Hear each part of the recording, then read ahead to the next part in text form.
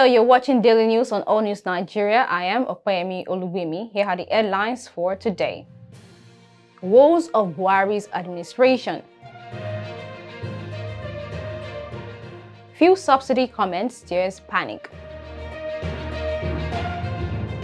Highlights at Tinubu'S inauguration.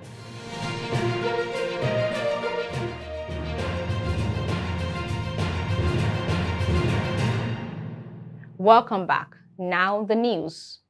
It's the end of the tenure of Buhari's tenure and Nigerians couldn't be more happier. The day finally came that Nigerians no longer refer Muhammadu Buhari as president but former president, two-time head of state and any other fitting term to reflect the expiration of his tenure.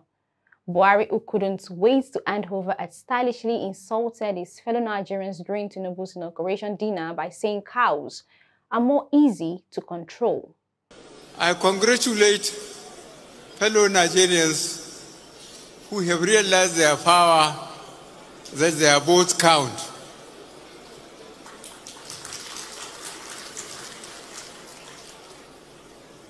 I'm looking forward to tomorrow to fly to my base and go back to my cows and sheep,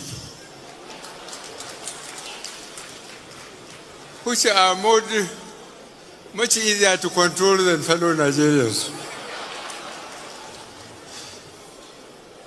But I have to reduce their number because I cannot save enough to buy them feeds. Funny, but not funny. We go back to memory lane as we recall, say Baba, from not too distant memory, was the battle cry many Nigerians employed to share the gospel of Buhari and usher in change from what Nigeria was to what they believed the retired soldier wanted it to be in 1984. And yes, that was the loudest the ovation has ever been. The people were so happy that no fewer than 50 people died celebrating his 2015 victory, and right then he became the president we died for. But how would we remember the worst administration, the worst president in Nigeria's history? We would most definitely remember Buhari for the worst insecurity ever recorded. Over 63,000 Nigerians died due to terrorism insecurity. Between 2015 and now, terrorism has gained a more national spread. Activities of Boko Haram, the Islamic State, West Africa, ISWAP, the indigenous people of Biafra, IPOB, and bandits undermined the government, but Buhari remained loyal to his service chiefs. There were clashes between farmers and herders in Nigeria's southwest region as well, prompting governors to set up the Amotekun Corps and arm them in defiance to the federal government. It was not the only time governors defied the president. As of December 2022, Buhari had spent a combined total of 225 days away from the country for medical reasons. In May 2017, he traveled to London where he spent 104 days away. It was the longest time he was away for consecutive days. Earlier in January 2017, Buhari traveled to London and spent 50 days away. In May 2018, there was a 4-day trip and then a 15-day trip in March 2021. The president's frequent trips for emergencies left many questioning the health facilities in the country and why the government failed to develop facilities that match the ones the president patronizes. Need I mention the Twitter ban, jailbreaks? Since 2016, there has been such jailbreaks under the Buhari administration and numerous escaped prisoners unaccounted for. There was more jailbreak than the Prison Break movie itself. It is impossible to review the Buhari administration without highlighting the violent end to what was a peaceful protest against police brutality. While containing COVID-19 spread in the country in 2020, Nigerians were in their homes and were ready when called upon to protest. It was the largest protest under a democracy in Nigeria's history, but it ended with soldiers and policemen claiming the lives of more Nigerians. And yes, the Buhari tenure recorded corrupt animals such as termites, snakes, monkeys, rats, swallowing or eating billions of monies. These animals were never convicted of their crimes. We most certainly can't forget the cash crunch, naira scarcity Bubu put Nigerians through months before his handover and the incessant borrowing even moments before the inauguration. May affliction not rise again. Moving on to the next news, I think I spoke too soon about affliction not rising again because it seems Nigerians are about to see Shege Pro Max. What started as a smooth transition into power suddenly became a panic attack for many after Tinubu carelessly announced fuel subsidy removal at his inauguration ceremony. Subsidy. Unfortunate. The budget that I've glimpsed before I assume office and what I've heard is that no provision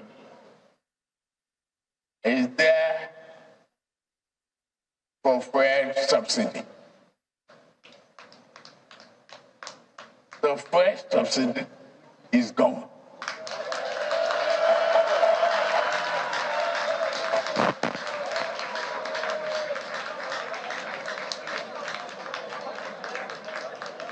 Subsidy can no longer justify an ever increasing cost and the wake of dry resources.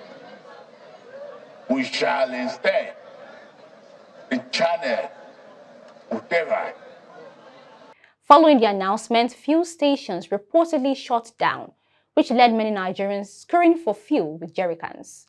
But in a new development, Mele Kyari, the NNPC boss, revealed that there's fuel in excess and there is no need to panic. The decision of Mr. President to announce that subsidy on PMS is over, and this has really been a major challenge for NNPC's continued operation. We have been funding the subsidy from the cash flow of NNPC since government is unable to defray the cost of subsidy that is due to the corporation. And we believe that this will free resources for the NNPC to continue to do the great work that this company will do for our country, and it allows us to continue to function as a very commercial entity. And we welcome this development. Secondly, we would like to assure Nigerians that we have sufficient supply of petroleum products, particularly petroleum motor spirit in our country, and there is no reason to panic. We understand people will be scared of potential changes to the price of petrol, but that is not enough for people to rush to fuel stations to buy more than what they need. But we are also assured that we are watching all the distribution networks and support facilities, and we believe that this will normalcy will be restored very soon. Thank you very much. But that's the least of what occurred at Tinubu's inauguration. I reckon is the least of Nigeria's problems. We will take a look at that in the next news. Finally, on the news, President Tinubu is quite famous for his jaffes, and it did not disappoint during his inauguration. President Bola Ahmed Tinubu lost his balance on stage during Monday's inauguration ceremony and needed assistance. A uniformed officer grabbed him by the waist and kept him upright, then turned him back around to return to the podium. Of what benefit is it if Nigeria has a sickly president that can't walk or stand on its own? Another video showed Tinubu dragging a pen with his wife. Perhaps he has reflex issues, bone issues, who knows? Maybe they are playing love. Prior to the inauguration, Tinubu's health status had been shrouded in mystery. The president took multiple trips to France after the election. On March 23 and May 9, he was in France for what his aides describes as trips to rest after a hectic election season. But after his first return on April 24, 2023, there were more fears over his health. In an interesting video also from the inauguration, Tinubu was too much in a hurry to leave the stage.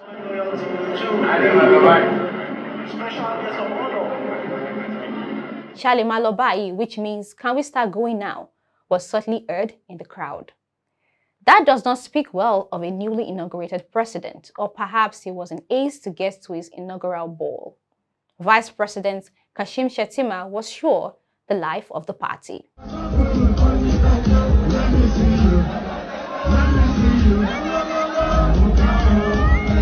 And that's it on today's news. For more updates, kindly follow us on all social media platforms displayed on the screen. We'll be back with more news updates. Until then, stay tuned. I am Okoyemi Olugwemi. Do have a lovely day.